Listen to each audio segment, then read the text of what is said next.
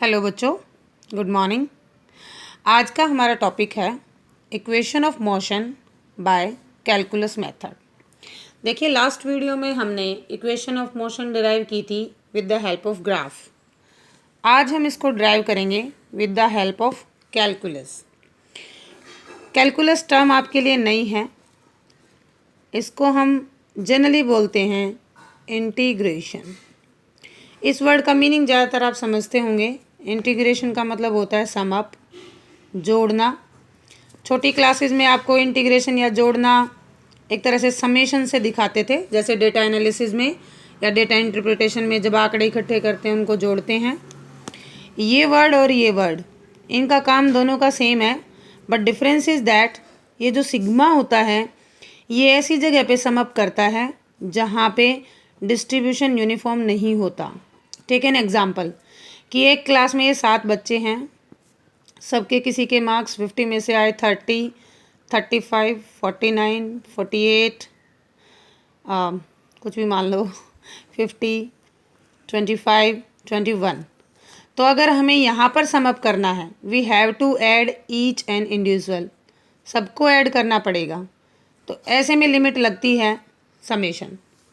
तो summation non uniform distribution पे लगेगी जहाँ पे लिमिट एक जैसी नहीं होती।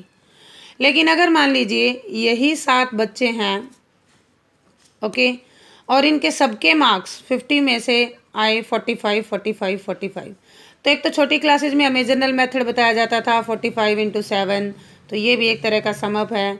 और वैसे हम इसको इंटीग्रेशन मेथड से डायरेक्ट ही ऐड कर देंगे जब हमारी लिमिट कैसी होंगी, यूनिफॉर्म होंगी, कोई वेरिएबल काउंट करके। तो ये डिफरेंस है समेशन में और इंटीग्रेशन में। अब मैं थोड़ा सा आपको इंटीग्रेशन के बारे में बता देती हूँ, फिर इक्वेशन डिराइव करेंगे फटाफट। ये है साइन इंटीग्रेशन का, इसका मतलब होता है जोड़ना। अगर मैं इसके ऊपर ऐसे सर्कल लगा दूँ, इसका मतलब हम क्लोज पाथ पे किसी वैल्यू को जोड़ रहे हैं। अब देखो, किसी चीज़ को जोड़ रहे हो तो आपके पास कोई वेरिएबल होना चाहिए। वेरिएबल के साथ हम हमेशा यहाँ लगाएंगे डी। डी का मतलब होता है स्मॉल पोर्शन। मान लीजिए मैंने लगा दिया डी एक्स, जहाँ इंटीग्रेशन होगा वहाँ पे एक ऐसा वेरिएबल आपको ज़रूर मिलेगा। डी एक्स का मतलब है कि एक्स की वैल्यू वेरी कर रही है और आप उस एक्स का सम अप कर रहे हो। तो जिसके साथ डी होता है सिर्फ वो वेरिएबल होता है यहाँ क्वांटिटी में, बाकी सब उससे अलग अगर कोई क्वांटिटी आपके पास है तो वो कांस्टेंट है, और उस कांस्टेंट को हम इंटीग्रेशन से बाहर ले लेंगे, क्योंकि कांस्टेंट को जोड़ा नहीं जा पाएगा, तो कांस्टेंट रहेगा।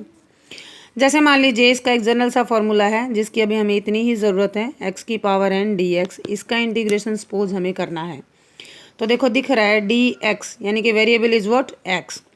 अब एक्स की पावर यहाँ पे है एन, तो इंटीग्रेशन में क्या होता है, पावर में एक ऐड होता है और उतनी वैल्यू से हम उसको डिवाइड करते हैं। टेक एन एग्जाम्पल, एक्स की पावर 5 डी एक्स, इसका इंटीग्रेशन हमें करना है, तो हो जाएगा एक्स की पावर 5 + 1, 5 + 1 से डिवाइड कर दीजिए, it is x to power 6/6। तो एक्स की पावर 5 डी एक्स का इंटीग्रेशन क्या होगा, एक्स की पावर 6/6। अगर हम कंप्लीट भाषा में बोलें तो मैंने यहाँ पे इंटीग्रेशन में आपको कोई लिमिट नहीं दी है कि आपको कहाँ से कहाँ तक जोड़ना है, तो हम यहाँ पे साथ में एक कांस्टेंट भी ऐड कर देते हैं सी। ये मैथमेटिकल कॉन्सेप्ट से ज़्यादा करेक्टनेस आपको चाहिए होगी। अब मैं लिमिट की बात कर रही हूँ। मान लीजिए एक्स की पावर 5 डी एक्स को मुझे इंटीग्रेट करना है फ्रॉम 1 to 2, यानी कि उसकी जो लिमिट्स हैं वो मिनिमम वैल्यू 1 से शुरू होती है और मैक्सिमम 2 पे, और मुझे यहाँ से यहाँ तक इसको इंटीग्रेट करना है।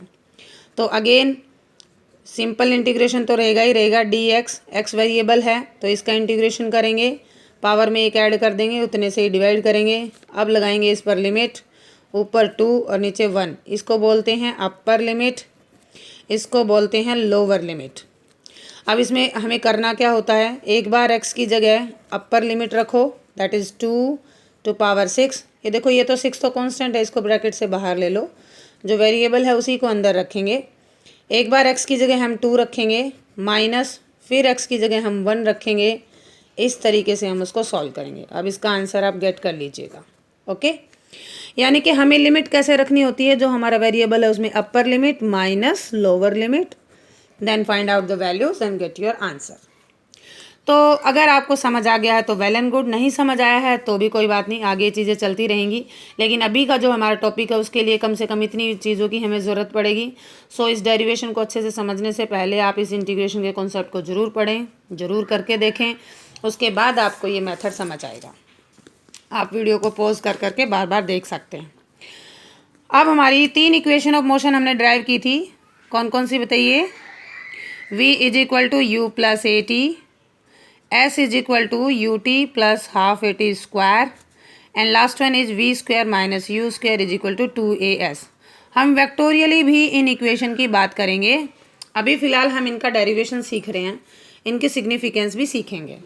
तो फर्स्ट इक्वेशन ऑफ मोशन हम इसको डिराइव करते हैं। टेक द फार्मूला ए, क्या होता है शाबाश बोलिए? Rate of change of velocity.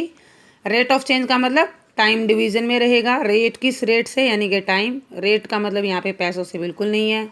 तो एक्सेलरेशन हो जाएगा dv बाई डी टी। यहाँ से हमें मिल गया dv is equal to a d t. देखो इस बात का मीनिंग क्या है, सबसे पहले हमें मीनिंग समझना है। dv का मतलब है वेरिएबल वैल्यू ऑफ v, यानी कि v इज चेंजिंग। नेक्स्ट है dt, यानी कि चेंज इन टाइम। कहने का मतलब ये हो गया कि वेलोसिटी चेंज हो रही है टाइम के साथ साथ, तो किसकी वैल्यू मिल रही है? एक्सेलरेशन की।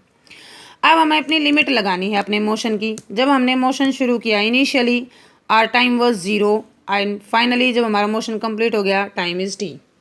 हमेशा याद रखिएगा जिसके साथ d होता है लिमिट हमेशा उसी की होती है। यहाँ पे d टाइम है तो लिमिट भी टाइम की ही रहेंगी। यहाँ पे d के साथ वेलोसिटी है तो लिमिट भी यहाँ पर वेलोसिटी की ही रहेंगी। ऐसा नहीं होता यहाँ तो वेलोसिटी है और यहाँ आप टाइम चिपका दो, नहीं। तो अगर आप ऐसा करते हो तो आपको ये वेरिएबल चेंज करना पड़ता है। अब देखो इसके कोरस्पॉन्डेंस में हम यहाँ लिमिट लगाएंगे। जब टाइम 0 है यानी कि हमने मोशन स्टार्ट नहीं किया या हमारी कुछ इनिशियल वेलोसिटी है, लेट इट इज़ u। जब टाइम t हो गया यानी कि मोशन हमारा फाइनल एंड पे है तो हमारी फाइनल वेलोसिटी v। कुछ कंसेप्ट समझ में आया? शाबाश। अब dv का इंटीग्रेशन हो गया v। देखिए dv का इंटीग्रेशन मैंने v क्यों कहा? यहाँ पे कुछ भी नहीं है, आप सोचोगे यहाँ पे तो कुछ नहीं है, आपने v क्यों किया? तो यहाँ पे हम v की पावर 0 मान सकते हैं। कुछ भी नहीं है तो v की पावर 0। वैसे यहाँ पर कांस्टेंट है एक वैल्यू 1, और हमेशा dv का इंटीग्रेशन v, dx का इंटीग्रेशन x, dt का इंटीग्रेशन t हम ऐसे ही करेंगे। ओके, v की पावर 0 का मतलब समझ गए आप? ओके, ये अपर लिमिट ये lower limit is equal to a। अब dt देखो यहाँ पे कोई टाइम है नहीं साथ में, तो dt का इंटीग्रेशन t। समझ आ गया कॉन्सेप्ट? ये t और ये 0। Now put down the upper and lower limit. एक बार v की जगह v, फिर माइनस करके v की जगह u, upper minus lower is equal to a।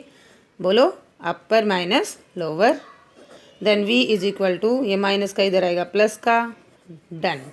हमारी फर्स्ट इक्वेशन डिराइव होगी। That's great.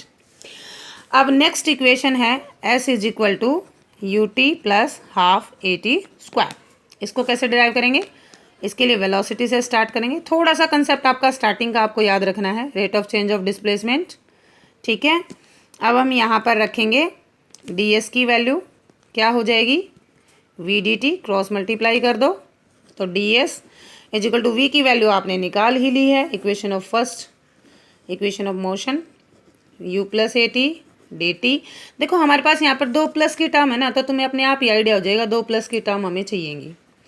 तो अब डी टी को मल्टीप्लाई करो, U D T plus a t d T, again integration कर दो सभी टर्म्स का। अब आप सोचोगे आपने 3 इंटीग्रेशन क्यों लिए? टर्म्स यहाँ पर 2 थी, एक इधर थी, सो वाई। अब देखो यहाँ पे वेरिएबल कौन है? टाइम। यहाँ पे वेरिएबल कौन है? टाइम। यहाँ पे वेरिएबल कौन है? डिस्प्लेसमेंट। तो यहाँ पर लिमिट किसकी लगेंगी? टाइम की, और यहाँ डिस्प्लेसमेंट की। Time 0 t, time 0 t, displacement 0 से s। ds का integration s, upper limit lower limit u, dt का integration t, upper limit lower limit plus a। अब यहाँ पर देखो dt के साथ कौन आ गया? t की पावर 1, यानी कि 1 में 1 ऐड करो 2/2। समझ आ गया? ओके। अब मैं इसमें अपर लोअर लिमिट आपको पुट नहीं करके दिखाऊंगी, it is your homework to do, और मेरा आंसर आ जाएगा s is equal to u t plus half a t square. तो 2 इक्वेशन मैंने ड्राइव कर दी, आपको भी कुछ करना होगा। सो तीसरी equation v square minus u square is equal to 2s। इसका थोड़ा मैं आपको हिंट दे देती हूँ, आपने सोल्व किया तो वेल एंड गुड, नहीं किया तो भी वेल एंड गुड। हम नेक्स्ट वीडियो में इसको सॉल्व करेंगे। आप स्टार्ट कीजिएगा ए से dv/dt। ओके, फिर हम इसको थोड़ा सा चेंज करेंगे, ds से मल्टीप्लाई भी, ds से डिवाइड भी, क्योंकि हमें s भी चाहिएगा। अब ds/dt को हम रख देंगे v, a is equal to ds/dt into dv/ds। अब आगे आप सोल्व कीजिएगा। ओके, ये क्वेश्चन आपके लिए है, solve it and find out your answer. नहीं तो हम नेक्स्ट वीडियो में इसको ज़रूर सॉल्व करेंगे। Thanks for watching and keep watching. और वीडियो अगर पसंद आती है तो आप लाइक, शेयर और सब्सक्राइब जरूर कीजिए अपने दोस्तों के साथ। Thank you.